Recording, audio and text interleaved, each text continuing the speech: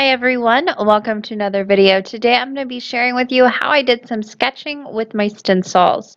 Before I do that though, be sure that you are following me across social media. Those links are going to be down in the description box below. Also, you can subscribe to my channel if you haven't already, and if you enjoyed this video, please click the like button. That always helps so much. So I'm starting off with this stencil from the Crafters Workshop. It is so gorgeous. Now all the supplies that I'm using today are going to be listed and linked down in the description box. So if you have any questions about ink colors, stencils I'm using, that kind of thing, it's all going to be down below. I went ahead and taped this stencil down to my card panel. This is an A2 card panel, so 4 1/4 by 5 1/2. And I am using my micron pen to go around each little opening that is in the stencil. Now this is a little tedious. It does take some time, but I love the end result. It looks like a hand-drawn medallion on your card. We will be adding some color to this too. You could leave it black and white if you wanted to for a really hand-drawn look, but I'm going to go ahead and add some color to mine today. So I am just continuing to use this micron pen and fill in each one of these little openings with the ink. Now I am using my micron pen, which is a nice black pen, but it also has a very fine tip on it. I believe this is the 0.3 version, so a very, very fine tip, and it's nice and dark and black. You want to make sure that you have a fine tip for whatever pen you're using, because you need to get into some really tight spaces with these stencils. Now you also want to go ahead and make sure that it is a nice black ink and that it's not going to smear if you go in and you add some color over it. So if you wanted to use some watercolor over this, make sure you're using a watercolor safe pen. If you wanted to go ahead and add some alcohol inks over this, go ahead and make sure you're using an alcohol marker safe type of ink pen. I am using this archival ink pen because I want to do some ink blending and I do not want this to go anywhere. So I'm finishing up by going around the outside of the stencil for a nice finished look. Now once I had all the areas penciled in or inked in, I'm going to go ahead and start adding some color. Now I'm using my Versafine Clair inks today. All the colors are over there off to the left, and again, all the colors are going to be linked down in the description box below as well. So I started off with that nice purple. I'm using these makeup brushes to go ahead and blend in.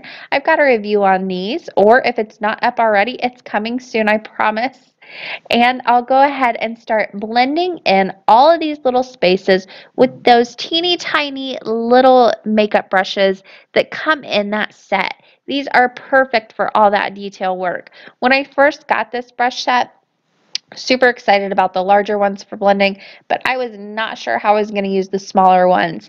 I absolutely love these for coloring in these stencils, especially those very tiny little spaces with multiple colors of ink. They are a lifesaver. So I'll go ahead and just continue all around this stencil. So I started with purple, moved to blue, moved to green. Now I'm going in with some gray. I did choose my color palette before. If you have trouble choosing color palettes, you can always look on Pinterest for those ideas. I have a color combo board on Pinterest too. That link will be down in the description box below, so you can find that over there if you have trouble like me finding different color combinations that go together. I'm just moving back and forth between these colors to fill in all the different sections of the stencil. Again, this is a little bit tedious. It does take some time, but the end result is so worth it. So I'm coming in on those last little sections with the green. I'm using that very, very small blending brush to get into those little fine details. And then once I've got all of those colored in with the green, I'm going to finish off the little corners that are left open with some of that blue. This is the fun part, taking off the stencil. But once you take it off, you've got this gorgeous, sketchy look, but it's also colored in. Like I said, you could leave it black and white, but for this, I wanted to go ahead and add that little bit of color. This is a very fun way and a very easy way to use your stencils and just give them that extra little oomph to use them on your cards. Now to clean this off is very, very simple. You can clean it off with just some water, or some soap and water if you wanted to. For these, they are going to stain your stencil a little bit, the inks I'm using today. I just use an alcohol in a spray bottle and just very quickly get off as much ink as I can. And then it's not going to transfer to any new project. It might just stain it a little bit. For my brushes, I'm going to go ahead and first spray water on a towel. Go ahead and rub the brush head on that. Make sure all the ink color is off.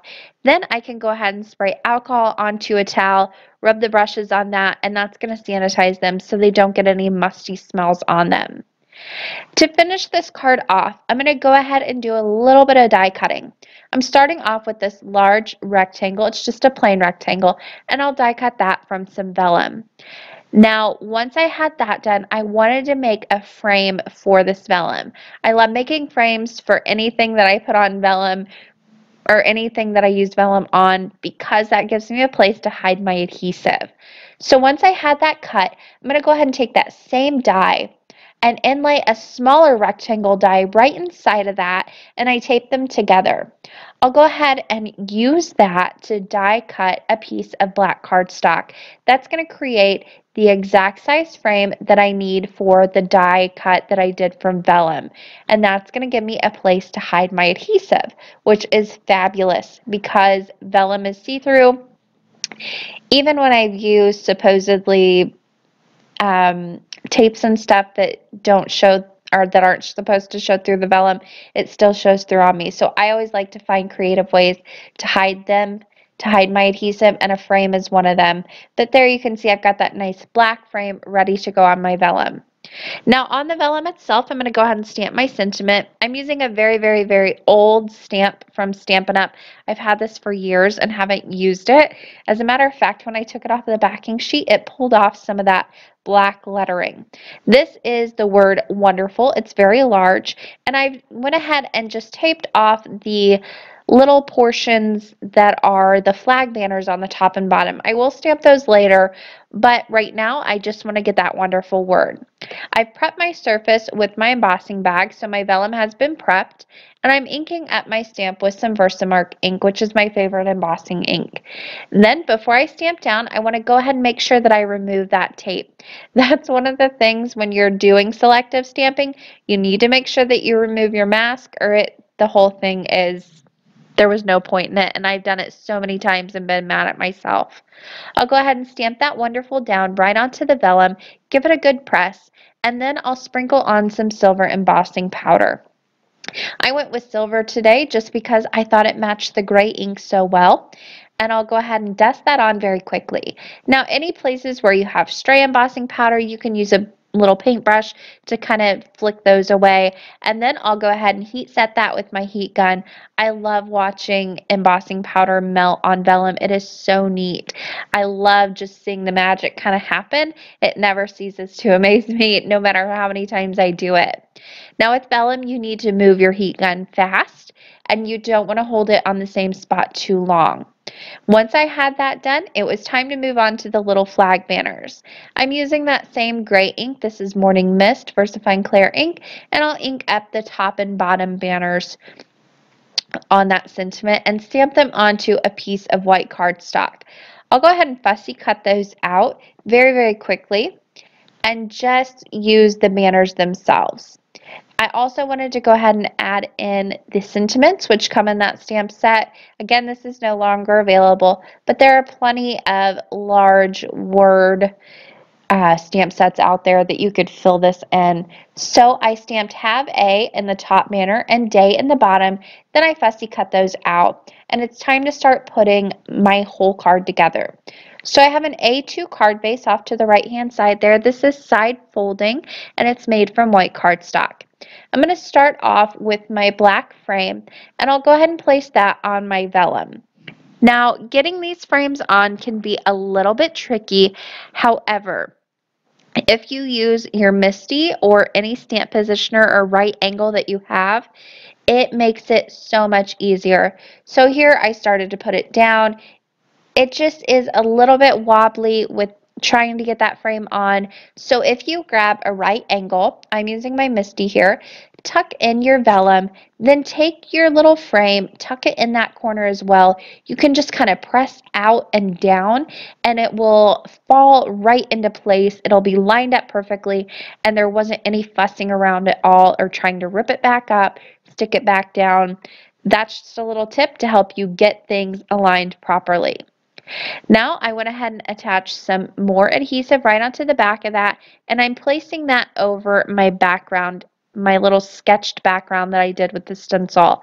That's going to soften it, but it's going to allow it to be the focal point still, but you'll still be able to read the sentiment. Now that is a full A2 size panel, so I'm going to pop the whole thing onto an A2 card base and finish off with my few little flag banner sentiments on the top and bottom, so I have a full sentiment that reads, "Have a wonderful day." That is going to finish off the card. Super, super simple. I love the way this turned out. The background is just so much fun, and it was so easy to do. It took a little bit of time, but I love the way it turned out. You could easily make this a lot easier by just using one color of ink or leaving it plain black and white. Now, once the outside was finished, as always, or as I mostly like to do, I did finish off the inside of my card as well.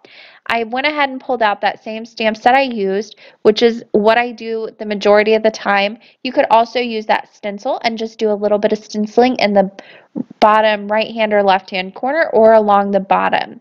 I went ahead and used some stamps from that same stamp set using that same Morning Mist ink that I used across the front of the card, and I'm just stamping several stamps in the bottom right hand corner to dress it up a little bit. I always like to bring a little bit of the outside of the card to the inside to really give it a nice finished look. You could stamp a sentiment inside as well if you wanted to. The majority of the time I leave it blank and just write inside when I'm ready to send them. I just like to finish off the inside of the card. I think it adds a nice little touch to it. Once that was finished, this card was completely done. I absolutely love the way it turned out. I'm going to give you one final look at the outside again, just because it's so pretty. I love the way that stencil looks with that nice sketchy look. But that is going to do it for me today. There are going to be links on the left side of your screen you can click on. You can also subscribe to my channel over there if you haven't already. There are a lot of links down in the description box, so make sure you go check that out. Thanks for watching and happy crafting.